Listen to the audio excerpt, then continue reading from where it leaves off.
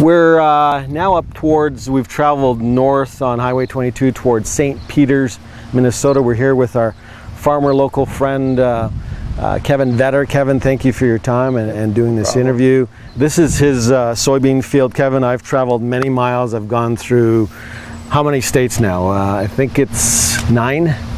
And these are the best beans I've seen, believe it or not.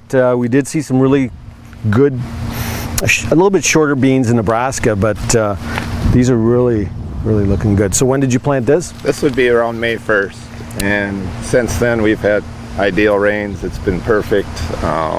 It's almost like you irrigate. We've had half-inch rains every 3-4 days, and we're pretty lucky right now. So I mean, a lot of the travels, I've seen a lot of moisture, particularly early in my tour in the eastern states. It's been a wet May, wet June. Did you get too much moisture? No. Never. We had our biggest rainfall was probably 2 inches at one time, and we were pretty dry then, so it helped us. Okay. But since then, we haven't got an overabundance at one time to hurt anything yet. So. Are you getting the heat? Some guys are complaining not enough heat units. We're probably a little below, I would think, right now. Okay. And then this week we've lost a lot of sunshine with the fires from Canada. Yes. So you're seeing that here as well. Because we noticed it really bad in North Dakota, and even southern Dakotas. Since Monday or Tuesday, it's been hazy down here every day. Sunsets are bright red. They're right. You know, so and it's affected. Some guys are also complaining maybe it's getting too cool at night. Are you noticing that at all? Yes, we've had 50s. Get up in the morning, you almost feel like you should have a jacket on.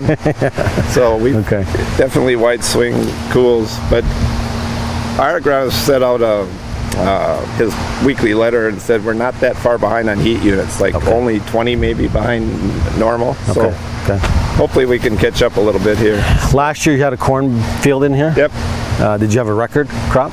No, we got a poor crop last year. Oh, you did? Oh, okay. We were very wet in May, very wet in June. A lot of our corn didn't get planted till Memorial Day last year. Okay. And then we got hit with an early frost. Okay. September 13th, 14th, I want to say. Right. So our corn crop last year wasn't very good at all. We had some fields only do 125.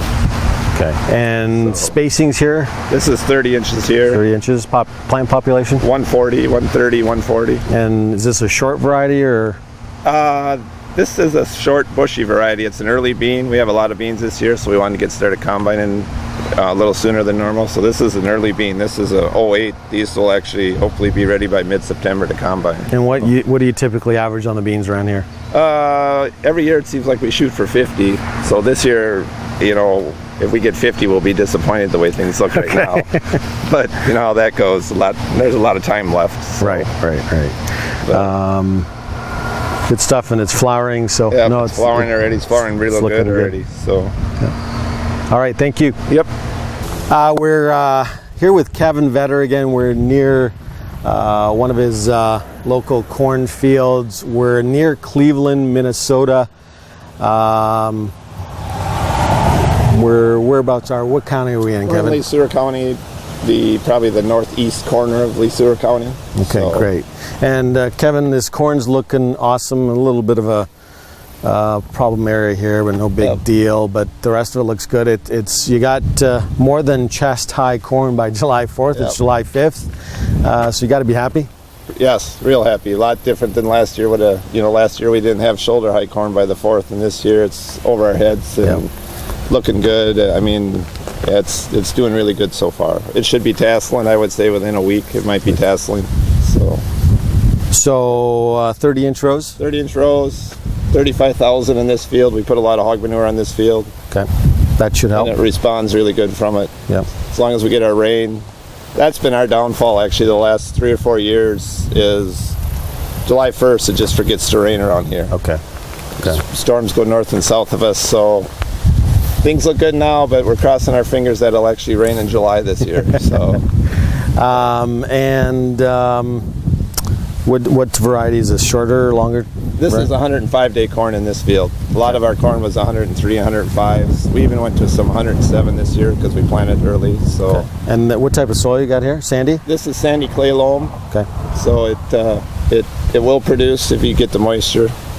And you're not seeing any sort of disease pressure at all? Not yet. No, there's some talk of northern corn leaf blight, but Yes. we haven't seen it You yet. haven't seen that. No, there was some corn that got wind damage that got twisted, and we got lucky and didn't have that. So Okay.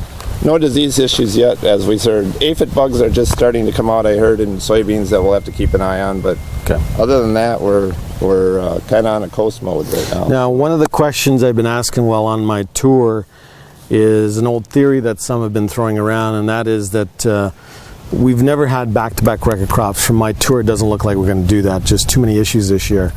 But we've had 2015 could be the fifth occasion where the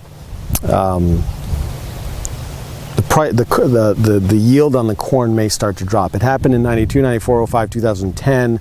It's because the price starts to drop, inputs remain high, and farmers in their creature habits tend to want to start to save money. And land rents really haven't come down that much. Land values maybe a little bit, but so they'll start to apply less of the nutrients, nitrogen, fertilizer. Are you seeing that around here? I think, talking to different people, I think that happened this year. Where, I'm on a co-op board, and we saw a little bit of that people were applying less. They definitely weren't adding the extra additive things that you could boost roots and do this kind of thing. So there was definitely a cutback in the, from $7 corn to what you put on your field. Right, and applying less nutrients, from what I've studied, it can affect yields by as much as 5%. So you can go from a 166 yield down into that high 158s. That's going to be a problem, folks. That's going to drive prices higher to ration that demand. And when you add all the other issues that we've seen on our tour this year, the risk is that yield could be even lower. I think too many people are too optimistic. Yeah. Thanks, Kevin. Thank you, Mo.